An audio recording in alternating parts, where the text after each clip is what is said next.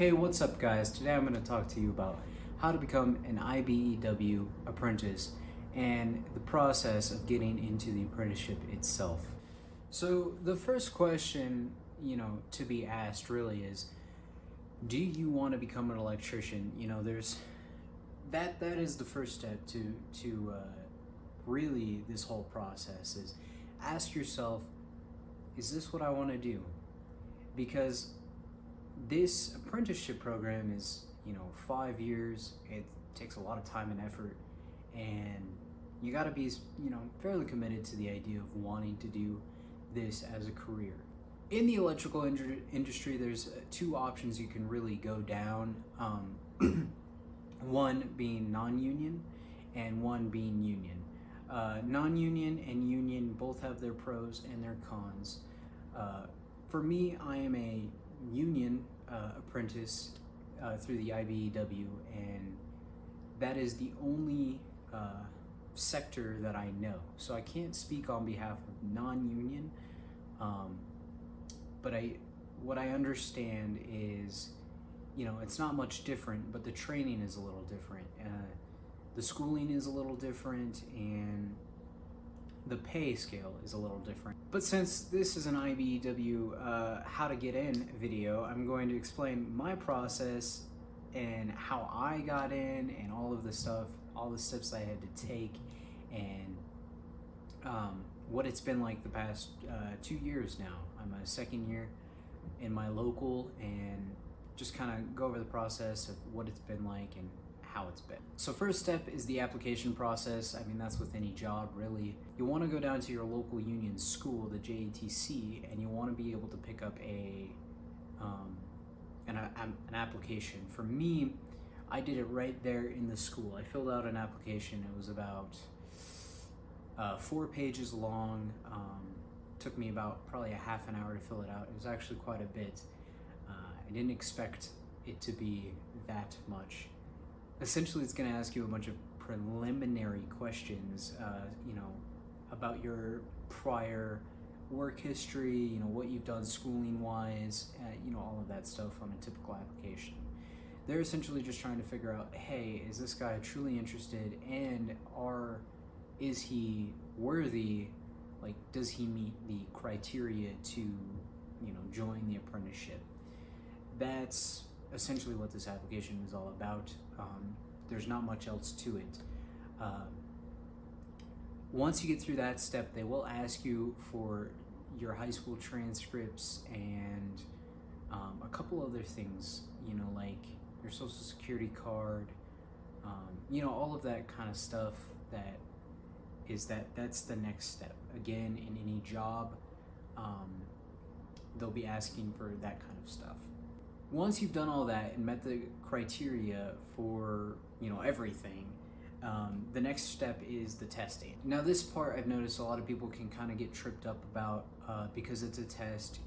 They're testing for your cognitive abilities to handle certain things, and if you can do basic algebra, math, trigonometry, those kind of things, and then reading comprehension as well. So as far as the testing process goes, it's not the worst thing in the world. If you're fresh out of high school like I was, it wasn't that bad. It really wasn't that bad. Most of the stuff you learned in high school is on that test. So if you paid some close attention in high school, you didn't have to pay a lot of attention. You should be able to understand most of the math on there. If you're an older guy, older woman looking to join, and you haven't been in school for like 10 years plus, whatever, I would highly recommend just kind of going over basic algebra stuff and trig. That's what's going to be on the test. It's definitely important to make sure you know that stuff and just have that stuff kind of in your head as a refresher going into this. So the reading section of the test wasn't actually that bad at all. If English was your first language, don't think you'll struggle on it. If you had issues like reading growing up and still continue to have issues reading, you might want to have to work on that.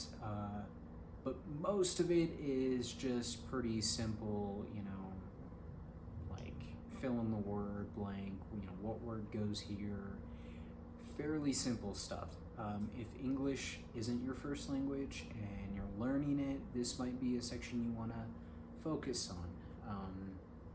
Definitely look into it. If you're not so confident in your English, make sure you are.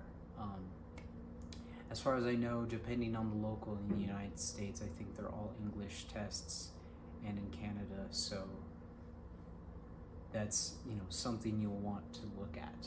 But overall, my experience wasn't awful at all. You come in, it was about an hour. There was a group of us. We all came in together and took the test, and then you leave, and that was about it. Honestly, it was pretty simple. After the test, they'll send you a letter and give you a score from 1 to 9. That score is, how well you did on the test. Essentially, it's like, if you got 100%, if you got a 50%, if you got 70%. That's what that number correlates to. In my local, it was a 4 and above. That's what you had to get.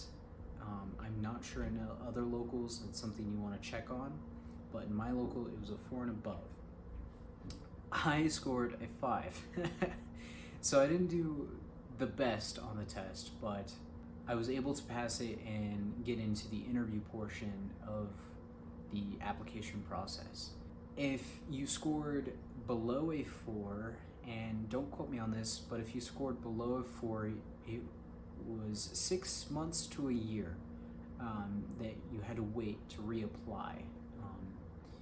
So that's, something, again, just make sure you kind of know the concepts. As long as you understand most of the concepts and know what you're doing, reading math-wise, you'll be okay.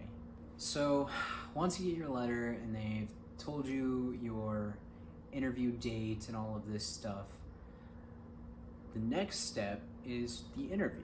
And this part is probably the most nerve-wracking part out of the whole situation. If you're not good at interviews, it might really mess you up. If you're good at interviews, then you may have a better chance than other people. First things first is what to wear to this interview. For me, I went in the middle. Some people might choose to do a 3-piece suit. Other people might choose to do workwear and show them, hey, I want to be an electrician, and I'm ready to work. I didn't do either. I went right in the middle. I wore some shoes that looked okay, and some jeans that looked nice, and a nice button-up shirt, basically. Nothing crazy. I did not go over the top, but I also didn't look like I just came out of a 50-mile-per-hour windstorm, and I'm covered in rain and and water and stuff. So that's something you want to make sure and prepare for. I would recommend personally just wear what you look best in. What you think you look best in, wear that. As long as it's not something that, again, just kind of raggedy or stuff like that. And a suit wise, if you really want to wear a suit, go for it, but I don't think it's needed in this type of situation. Okay, so now we're gonna go into the prepping portion of this interview part. And what I did was I really tried to hone in my interview skills, just being able to answer questions, be able to talk clearly and precisely, and know what I'm saying before I'm going to say it, essentially. And that's what I did. I spent a couple days just kind of going over some things that typical interview questions would be, and answered them to my best ability and as quickly as I could. Another thing that helped me in this process, prepping wise, was I was actually able to find something online that pretty much well correlated to the questions that I was asked. And I'm not going to, say what that was. I'll put a link in the description to where I found this. But these questions were fairly similar to what I was asked in the interview. So I was able to prepare a lot better than probably some other people that didn't know of that. It was a quick Google search and I was able to find the questions. Now, and I want to tell you right now, from my local, these questions worked. Other locals, it may not be that case. So don't take that information, to heart. Just remember that, hey, do some digging, just look it up, just check it out, and you might be able to find those questions. Regardless, look up some interview questions, typical interview questions that they're going to ask, and answer those to the best of your ability. Come up with answers and all of that stuff. As far as the questions they did ask me, they were pretty much all situational questions.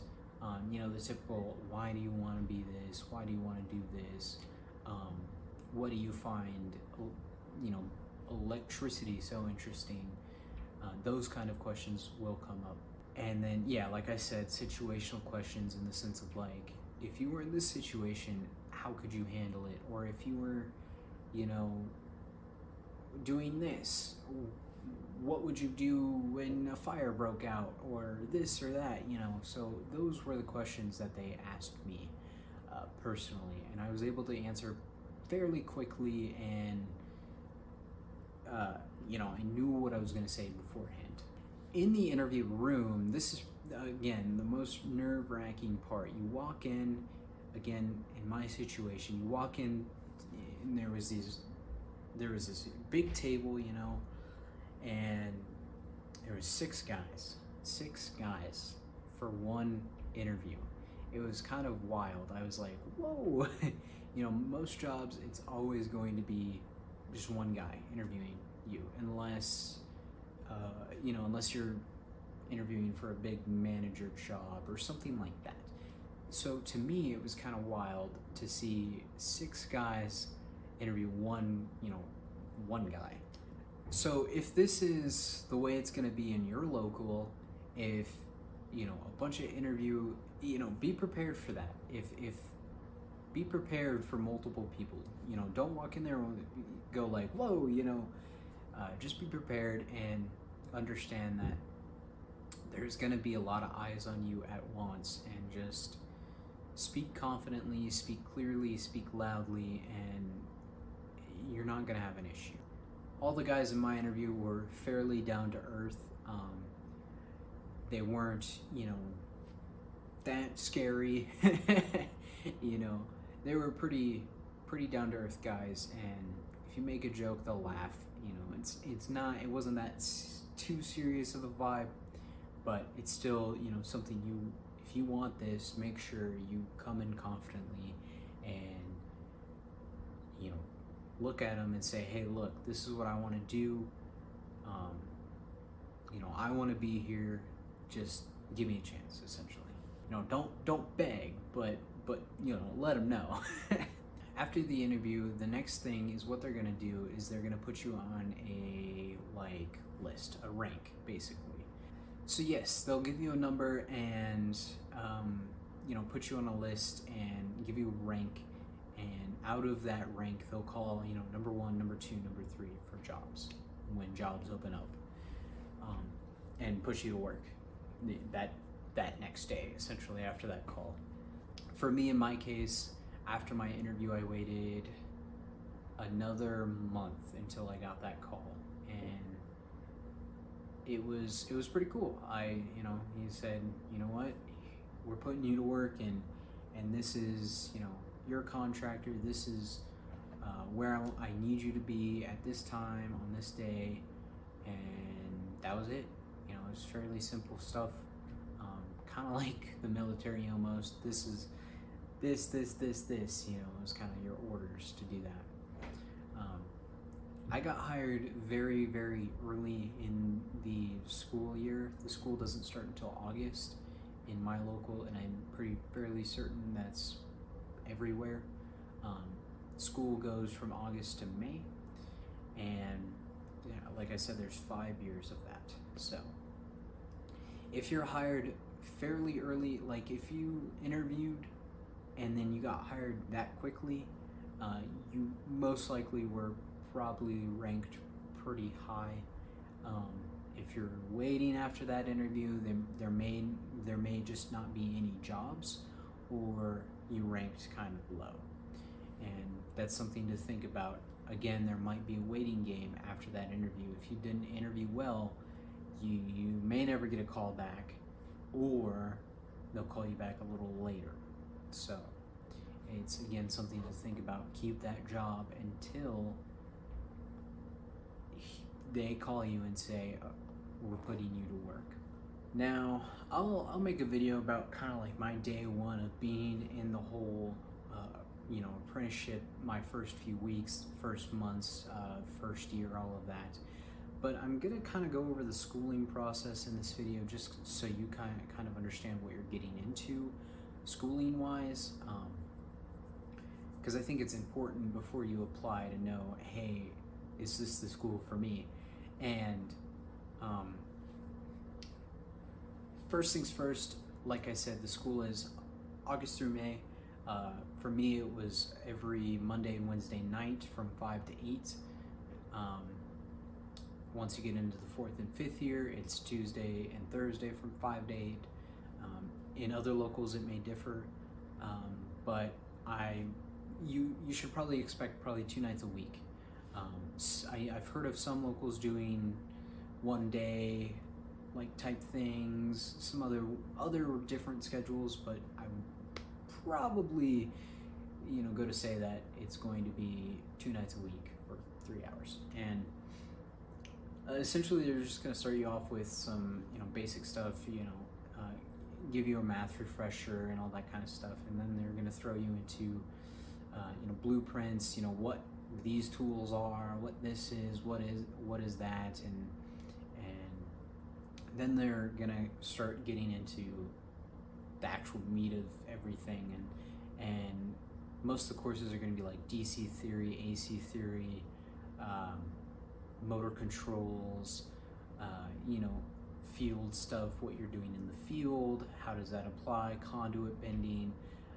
There's kind of a plethora of stuff that you're going to learn, and it all requires, the majority of it requires trig and algebra and certain calculations to do it all. As you go through the school, it does get harder, but it all builds on each other, so it doesn't necessarily get harder. If you understood the last concept, it'll build off that last concept and get into the next concept, and they'll kind of, piggyback on each other. So if you can understand those concepts, it's not going to be difficult. The hardest part is really just going to school. For me, you got to be there. That's just what it is. If you're sick, if you got an emergency, of course you don't have to show up. That is what it is. But it is important to show up as much as you can, because if you don't, it's over. They're kind of strict on a lot of that stuff, so be careful of that. Testing wise, you'll have a test over each unit, and for me in my local, you had to get an 80% or above. If you can't get an 80% or above, you had to go talk to the director, and he'll kind of let you know, like, hey, you need to get your stuff together. If you keep failing below an 80%, you have to go to the committee and talk to them, and they'll let you know what the next steps are. If you can't get your stuff together, they're going to kick you out. that's what it is. If you can, you know, you're more than welcome to stay. If you can just, the concepts themselves are not that difficult. You just got to put some time into it and learn it. Primarily, most of everything in the field you're gonna learn in the field, and that stuff isn't hard. That stuff isn't the hard part. It's the actual calculations and stuff the engineers do that they're gonna teach us, that, you know, how it all works essentially, you know, how electricity really does work. And that is what is going to be taught in school. The stuff in the field doesn't necessarily correlate to what's being done in school. It all connects in the sense that, like, in school they're teaching you about how electricity works and how motors work and how all this stuff works, so that when you're installing it in the field, you understand what you're doing. So that's what the schooling is really about. Anyways, that's the whole process. It's a fairly simple, not simple process. And like I said in the beginning, the first really thing, the first thing you wanna ask yourself is, do I want to do this? And I'll tell you right now, I've enjoyed every minute of it. I've really had a good time being in the field and learning about how all this stuff works. It's actually pretty sweet.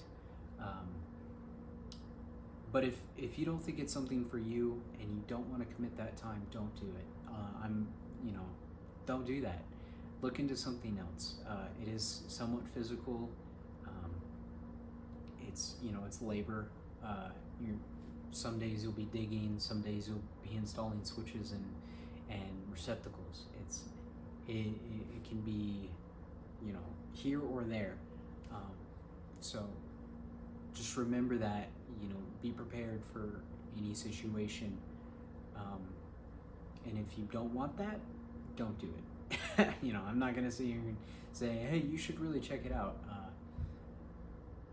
Just if you know your limits, and you think this is the job for you, go for it, man. It's worth it. It's worth every penny, in my opinion.